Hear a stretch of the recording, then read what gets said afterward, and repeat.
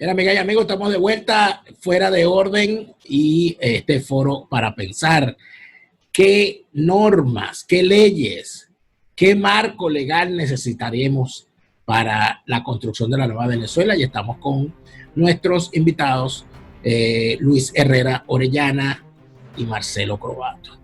Marcelo, te había interrumpido en el segmento anterior e introduzco este nuevo punto que creo que por lo que está generando en el chat con nuestros suscriptores en vivo, tiene cierta importancia. Nosotros podemos hacer algo partiendo, o construir una nueva Venezuela con esa constitución que el chavismo se hizo a su imagen y semejanza. ¿Es eso posible? Aunque no soy constitucionalista, no creo, porque esta constitución es demasiado estatista, demasiado socialista, es antilibertaria, y si queremos una Venezuela grande, fuerte y poderosa, eso depende de un grupo privado, los ciudadanos, que puedan desarrollarla. El Estado no genera riquezas, no desarrolla estados, solamente crea los marcos. Entonces, con esta constitución, de verdad que yo no sé quién puede querer ir a invertir a Venezuela, a menos que tenga un negocio ya con el Estado y diga, no, yo voy porque yo ya negocié con el presidente, el ministro, hago tal obra o vendo tal cosa, y estamos volviendo a lo peor de la cuarta y lo típico de la quinta, los negocios con el Estado. Entonces, debe irse a una constitución realmente de libertades económicas, que la gente llegue y diga, no, yo sé que aquí tengo seguridad, yo sé que aquí no me van a cambiar las normas a mitad de un negocio que haga, aquí no va a llegar un presidente a decir, exprópiese, como decía el insepulto que no vuelve. Entonces, tenemos que ir a una constitución que haga sacrosanta la libertad, porque los derechos de la persona en realidad son tres: vida, libertad y propiedad. Los demás nos los ganamos con nuestro trabajo.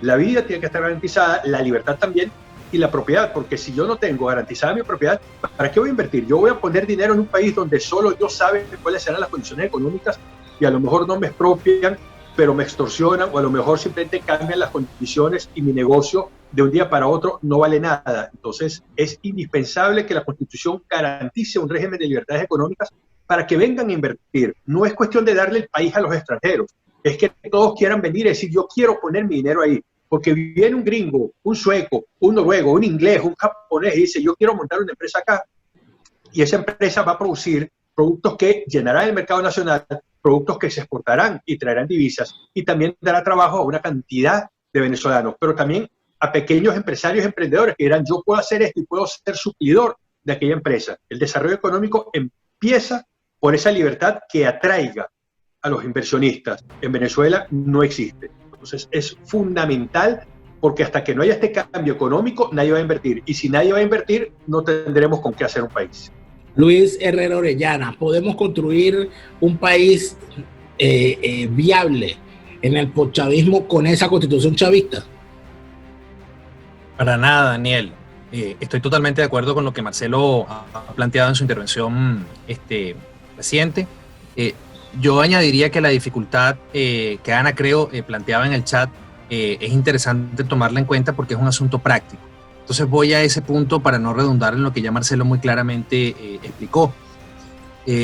Pienso, Daniel, que es muy interesante, por ejemplo, tú que estás en Alemania, identificar cómo procedieron en los países de Europa del Este, en el caso de Alemania, por ejemplo, tras la Segunda Guerra Mundial, en el caso de Alemania Occidental, porque fíjate que allá se dictó la ley fundamental que ni siquiera tiene la denominación de constitución, pero básicamente es la constitución de Alemania hasta el día de hoy.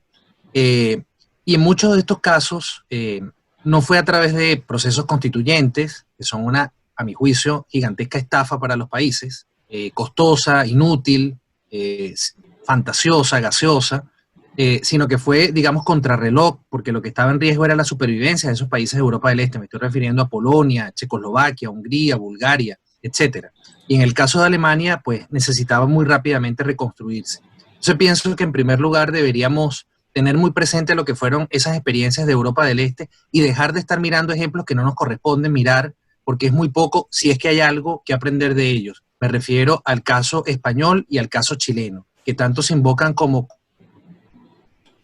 ejemplos o como referencias, mejor dicho, a lo que podría ser Venezuela, equiparando regímenes autoritarios que no tienen punto de comparación. Me parece que en todo caso la referencia debería ser estos países de Europa del Este mencionados. En segundo lugar, yo no estaría de acuerdo con que se supedite el cambio de la legislación que estamos mencionando, que por cierto, a mi juicio no es derecho, justamente por lo que tú señalabas, Daniel.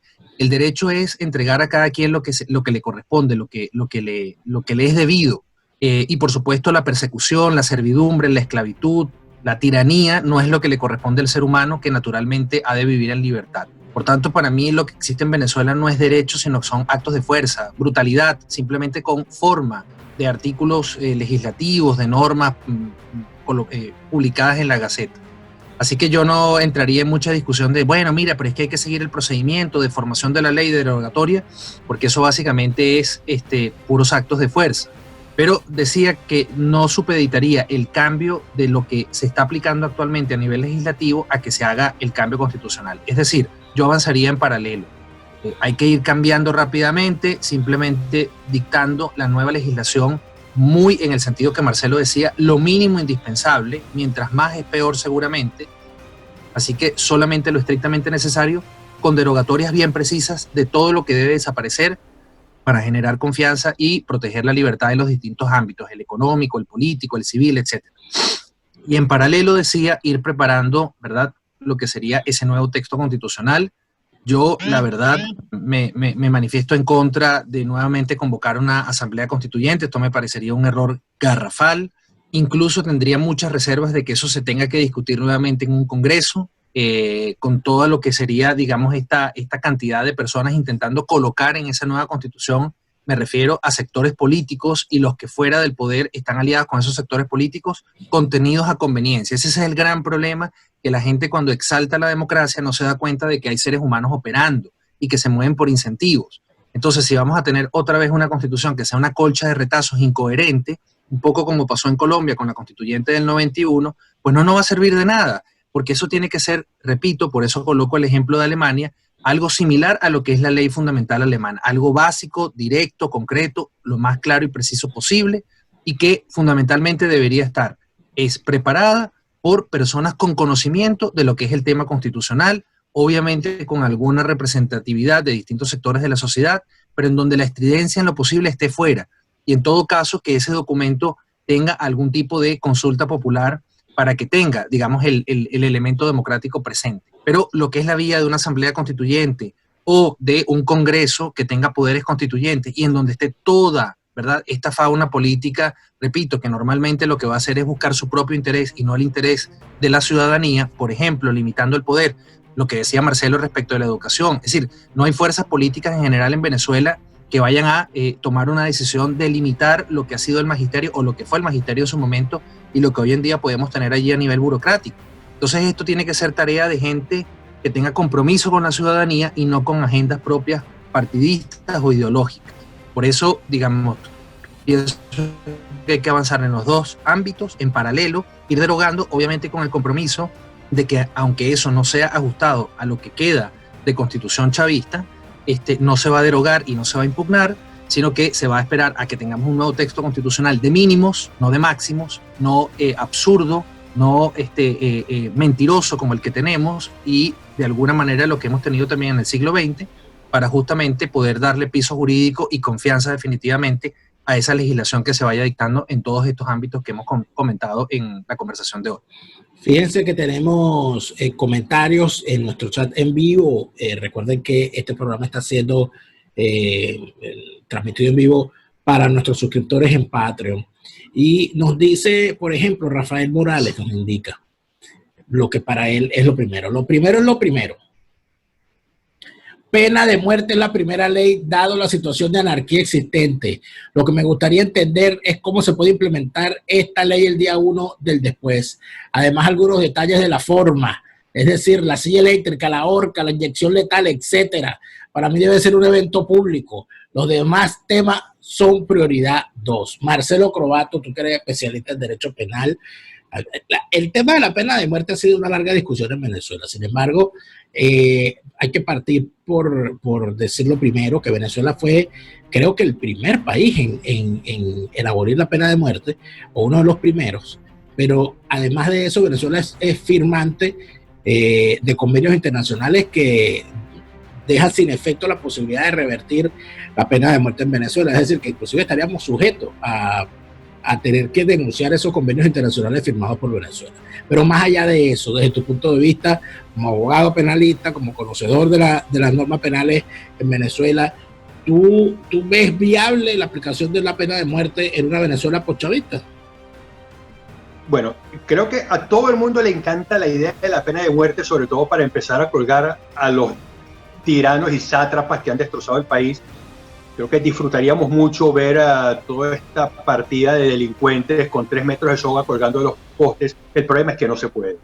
Entonces, ya que no se puede, vamos a la realidad. Una de las cosas es justamente lo que dijiste. El Pacto de San José, que es el Pacto de Derechos Civiles y Políticos de América, establece que los países que han derogado la pena de muerte no pueden volver a reimplantarla. Entonces habría que denunciar el pacto, y esto es muy complicado, pero por encima de eso, porque si queremos denunciar el pacto, lo denunciamos, y si queremos reimplantarla, la reimplantamos, y si queremos poner el fusilamiento, la horca, la silla eléctrica y las 3 al mismo tiempo, también lo podemos hacer. El problema, volvemos al proceso, con los jueces que tenemos ahorita y el Poder Judicial que tenemos ahorita, Dios nos libre que se pueda imponer una sanción de este tipo, porque entonces la sanción de los presos políticos que están a 30 años no habría sido 30 años, ya los habrían fusilado o los habrían ahorcado. Entonces, mientras no tengamos un sistema judicial penal que sea confiable, pensar solamente en el tema de la pena de muerte está prohibido. Después que el sistema penal funcione, que digamos todos los que están condenados realmente son culpables, aunque quizá haya alguna excepción, pero la norma son realmente culpables, podríamos volver a tocar el punto. Pero mientras tanto, la respuesta es un absoluto no, no se puede. No hay ninguna garantía de que las personas que van a ser juzgadas y condenadas sean culpables. De hecho, ¿cuántos presos políticos no hay, incluso condenados por crímenes que no cometieron y habrían sido fusilados? Bueno, a mí me juzgaron por un crimen que ni siquiera existió. Bueno, ni me juzgaron, me arrestaron por un crimen que no existió, y como no consiguieron probar que existía el crimen, ni siquiera me pudieron llevar a juicio. Pero tenemos todos los casos, como por ejemplo los compañeros de Operación Jericó, todos los guarimberos, todos los presos políticos, incluso hasta los políticos que no defiendo por principio, pero que están mal detenidos, o estuvieron mal detenidos en su momento, habrían sido todos fusilados. El cementerio no alcanzaría para toda la gente que esta gente habría mandado a matar. Entonces, no, la respuesta es no, no se puede. Luis Herrera Orellana, pena de muerte en Venezuela. Absolutamente en desacuerdo, Daniel, y no solo o no tanto por lo que Marcelo acertadamente comenta respecto del estado del sistema judicial, específicamente el penal, sino por principios. Así como estoy en contra de que el Estado decida quién es propietario y quién no lo es, así como estoy en contra de que el Estado decida discrecionalmente, caprichosamente, quién puede ser ciudadano libre y quién no, tengo que estar en contra de que sea el Estado el que decida quién vive y quién no, porque el Estado no es una abstracción, son seres humanos con poder y son más peligrosos que cualquier otro en cualquier parte del mundo, porque dictan decretos, dictan leyes, sentencias, es decir, tienen la coacción institucional. Por lo tanto, yo nunca estaré de acuerdo con que esa estructura llamado Estado moderno tenga el poder de decidir quién vive y quién muere. Y lo digo consciente de que hay seres humanos, para nadie es un secreto, que realmente tienen conductas monstruosas, que nos generan repudio, que nos generan desprecio, los peores sentimientos, ¿verdad?, de condena hacia lo que hacen. Pero atribuirle ese poder al Estado, que no va a actuar justamente con sentimientos morales cuando haga uso del mismo, sino normalmente con finalidad política, en todas partes del mundo es así, me parece que es la peor decisión. Es decir, es actuar desde, obviamente, la impotencia, desde el sentimiento de rabia por la impunidad, por las agresiones brutales que la impunidad estimula, pero esa no es la vía para solucionar los problemas. Me parece que siempre uno debe, como ciudadano libre, mantener un escepticismo sano frente a lo que es el Estado y qué tipo de poderes le vamos a dar a las personas que van a actuar en nombre de él. Eso en primer lugar. En segundo lugar, mira, de las veces que yo he revisado el tema de la pena de muerte, revisando estadísticas, entiendo que no necesariamente es una medida que efectivamente disminuya el crimen y en especial los crímenes brutales, ¿verdad? Tienen otras causas y tienen otros condicionantes, estas conductas, de manera que, sobre todo en el caso de los Estados Unidos, es que estas mediciones se han hecho. No pareciera que la pena de muerte es algo que vaya a desincentivar por sí mismo a las personas que cometen este tipo de transgresiones. En general, seguramente se trata además de personas con problemas severos desde el punto de vista de su mente, digamos, psíquicos, en donde probablemente los juicios que una persona en general, digamos, carente de esas patologías, haría justamente por temor, por repugnancia, por repulsión y además por empatía hacia otros, bueno, estas personas carecen de ello, de manera que poner en riesgo su propia vida probablemente no es algo que los vaya a detener. Y por último, me parece que justamente la pobreza, Daniel, Marcelo y quienes nos acompañan en esta mañana, en esta tarde, justamente la pobreza desde el punto de vista de Estado deliberadamente creado desde el poder. La pobreza es la condición natural en que los seres humanos venimos al mundo, pero la diferencia entre las sociedades libres y prósperas y las que son más bien opresivas y regresivas es que en las primeras se generan condiciones para que salgamos de ella a través del esfuerzo, del trabajo, de la capacitación. Y por supuesto, si esas condiciones no están dadas, bueno, obviamente las personas tenderán a las peores conductas. Entonces, en Venezuela, lo que tenemos es que proponernos seriamente, ¿verdad?, de una manera sostenida, combatir la pobreza. Y la pobreza se combate es creando riqueza y no distribuyendo riqueza desde arriba hacia abajo, como lamentablemente por el petroestado, por la fantasía del petroestado, la mayoría de los venezolanos hemos pensado que era la cosa. No, es creando riqueza de abajo hacia arriba, incorporando la mayor cantidad de la población. Y ese proceso, en gran medida, es el mejor desincentivo para la delincuencia, porque estamos ocupados, estamos prosperando, estamos produciendo, estamos teniendo oportunidades. ¿Por qué vamos a delinquir y por qué nos vamos a arriesgar? Es un asunto de cálculo.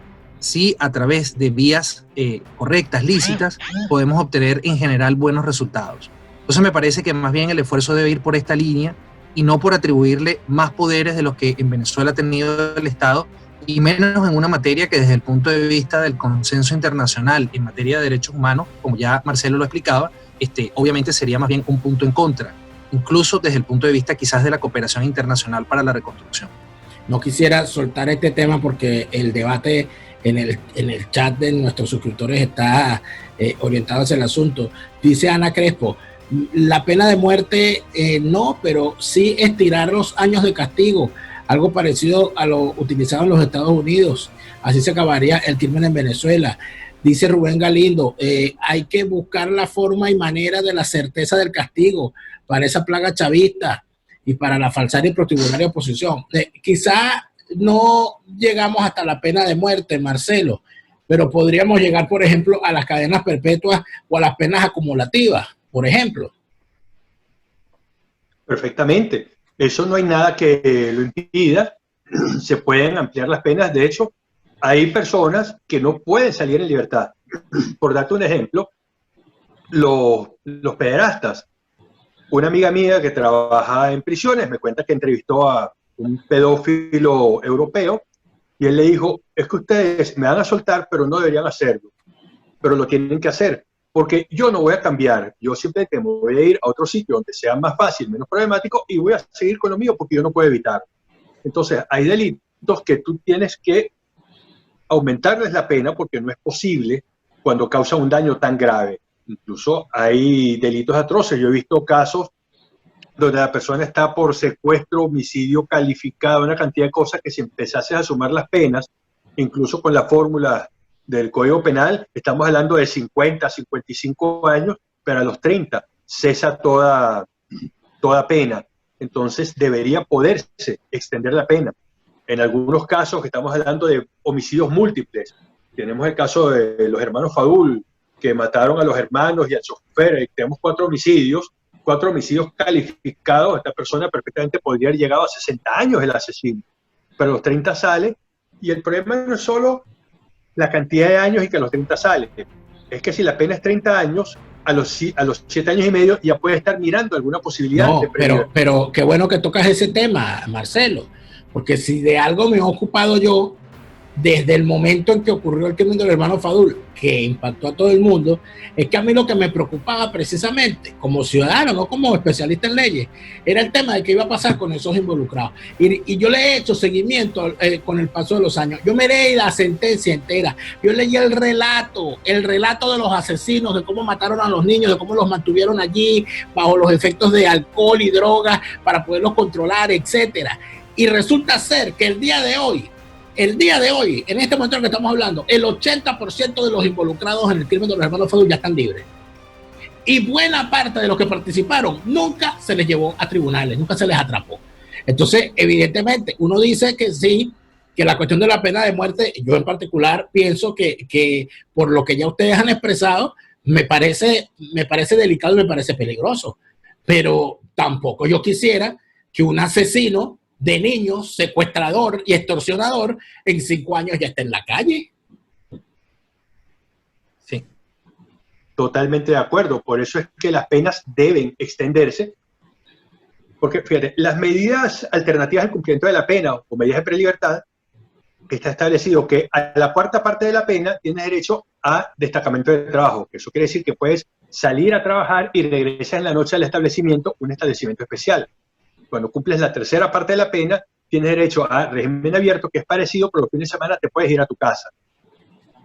A los 2/3 ya puedes hablar de libertad condicional, que es la que conoce todo el mundo que ve en las películas, que bueno, simplemente te vas a tu casa y tienes que ir a presentarte con un delegado de prueba y decir, mira, estoy cumpliendo con mis normas. A las 3/4 partes tienes el confinamiento, que es el que menos recaudos tiene. Pero cuando hablas de un delito tan grave, quiere decir que a los 7 años y medio ya podría estar esta persona mirando una posibilidad de libertad. Me parece que no debe ser. Por mucho que se haya regenerado, y hay que ayudarlo a que se regenere, que trabaje, y debe haber facilidades para que trabaje y mejoras para los que son de muy buena conducta, que es algo que no existe en las cárceles, pero no puede salir en libertad después de un crimen atroz. Entonces, por eso las penas deberían ser más largas, que una persona que comete un crimen así, el que haya condenado a 60 años, dice, bueno, tú sabes que por lo menos antes de 15 años no puede mirar una posibilidad de salir a la calle. Entonces, mira, ya eso es bastante duro. Las penas tienen que ser ciertas y tienen que ser cumplidas. Ya nos quedan muy pocos minutos, pero hay una pregunta que nos hace otro de nuestros suscriptores en Patreon, en este caso Jesús Arbeláez, que nos hace la siguiente pregunta. ¿Deberíamos volver al sistema bicameral del cuerpo legislativo? Luis. En mi entender, sí, Daniel, porque desde todo punto de vista el camino debe ser hacia profundizar la descentralización. Venezuela supuestamente, la mayor parte de su historia republicana ha sido un estado federal, pero sabemos que eso en la práctica no se ha cumplido. Uno de los pasos que deberían darse en el cambio institucional que debemos acometer, ojalá más pronto que tarde, justamente es que la autonomía política y de recaudación y de prestación, digamos, de servicios que correspondan en los estados sea una realidad. Tiene que haber descentralización en materia tributaria. Recordemos que cuando esta constitución fallecida ya en los hechos, se discutió, en algún momento el IVA iba a pasar a los estados y luego esa decisión se eliminó, se deshizo, ¿verdad? Justamente porque no se quería dar ese nivel de autonomía a los estados.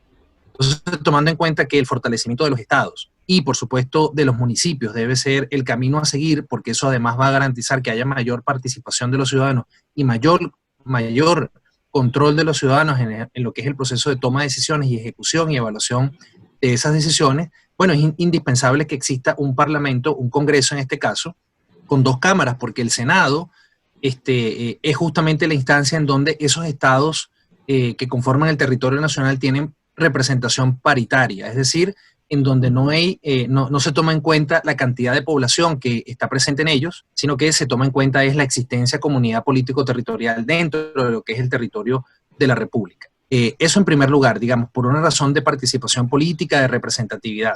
Pero en segundo lugar también porque dentro de lo que es la lógica de la división de poderes, para que el poder legislativo sea contrapeso del poder ejecutivo, es necesario, Daniel, que exista esa doble instancia. La Cámara Baja, en donde hay una discusión normalmente mucho más intensa, mucho más influenciada, digamos, por las visiones políticas, las ideologías, incluso la participación ciudadana, y luego una discusión algo más sosegada, no imparcial obviamente, ni mucho menos, pero sí algo más sosegada y con otros criterios en la llamada Cámara Alta, es decir, en el Senado. Pienso que en ese sentido esto debería existir, y aprovecho también, Daniel, para decir algo que me parece importante. La figura de la ley habilitante debe desaparecer de las constituciones venezolanas. Eso es absolutamente antidemocrático, viola la división de poderes, no tiene ninguna justificación desde el punto de vista de la acción del gobierno frente a la sociedad para poder cumplir sus objetivos. Y si es que hay situaciones extraordinarias que requieran que se dicte una legislación de emergencia, para eso está la figura del estado de excepción, justamente para que el gobierno correspondiente dicte un decreto de estado de excepción y pueda dictar con base en él, a su vez, normas de rango legal que sustituyan temporalmente la legislación. Así que para que el Congreso pueda tener la importancia, ¿verdad? Más allá de que luego hay una cantidad de retos desde el punto de vista de que quienes lo integren lo hagan bien y le rindan cuentas a los ciudadanos, tiene que ser bicameral y tiene que eliminarse esta competencia de la ley habilitante, de habilitar al presidente para que dicte decretos con ese rango, porque eso es algo que le ha hecho muchísimo daño a la democracia y que obviamente ha impedido que el proceso económico en Venezuela se desarrolle a través del mercado y no a través del intervencionismo, que hoy en día, bueno, ya no es intervencionismo, sino que es abierta planificación central para la destrucción del país. Marcelo Crobatto, ya casi al cierre, tú en cuanto a un Congreso bicameral, ¿ves a la Venezuela del futuro enrumbada hacia eso como fórmula de mejora en la construcción de una nueva Venezuela? Debe hacerse porque la gente no entiende la función de la Cámara de Senadores. Los diputados representan al pueblo, pero los senadores al territorio. Por eso hay 2 senadores por cada estado, es lo que había. Entonces, así había la garantía de que un estado, una provincia, por mucha población que tuviese, no iba a poder imponerse por la fuerza a otra. Tú haces una coalición de diputados entre los de Miranda, Caracas y Zulia y ya te llevaste a la mitad de la Cámara de Diputados. El resto del país no cuenta. ¿Cuántos senadores puede tener Cojedes, del Tamacuro, Amazonas? Si hay Diputados. 4 gatos de población. Entonces, la existencia de los senadores garantiza que estos estados no podrán ser arrollados por los estados de mayor población. Es lo que da equilibrio. Debería haber las 2 cámaras. Es una forma interesante de hacer las cosas en el futuro. Y fíjense que ya en cuanto a esa discusión, para ya el cierre, cuando se elimina el Congreso bicameral en la discusión, yo recuerdo la discusión que se dio en la Asamblea Nacional Constituyente, que fue una discusión, por cierto, que se llevó por el medio las normas de la propia constituyente. Porque cuando se lleva el tema a discusión en el seno de la constituyente del 99, el planteamiento que había para que el Congreso fuese unicameral era que los diputados eran una partida de vagos, que los parlamentarios eran un poco de vagos y que ese gentío ahí de diputados, eso no lo dejaba nada al país, que había que tener un Congreso, un parlamento pequeño y que por eso había que eliminar la Cámara Alta. Entonces eliminaron la Cámara Alta y dejaron una asamblea unicameral de 167 miembros. Y el argumento era ese, que tanta gente ahí no le servía de nada al país. Hoy, otra constituyente, en la discusión que se hace para estimular la participación de opositores o pseudo-opositores en las elecciones del 6 de diciembre, han modificado la norma para saltarse el número máximo que ellos habían establecido en el 99 de 167 parlamentarios, porque eso que era lo mejor, un parlamento pequeño, y ahora van a escoger 288 parlamentarios. Es decir, más de lo que tuvo jamás el viejo Congreso, con todo y la ley de representación proporcional de las minorías, diputados y senadores adicionales y todas las cosas que se hicieron allí.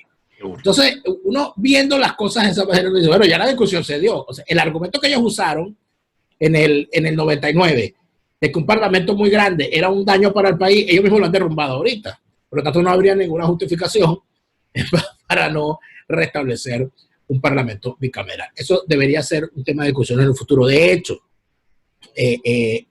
algo peor, cuando se discutió eso en la constituyente del 99, cuando se dio el debate, en el debate ganó la bicameralidad.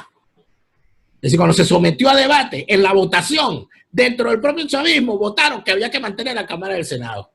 Y después que eso ocurrió, Bueno, fue Iri Varela y dos más a llorarle a Chávez, a decir que habían pasado por encima de sus deseos, porque eso era un deseo de Chávez, y Chávez mandó que y volvieron a discutir, echaron para atrás un asunto que ya había sido aprobado en plenaria, y lo volvieron a discutir porque Chávez no quería un parlamento bicameral.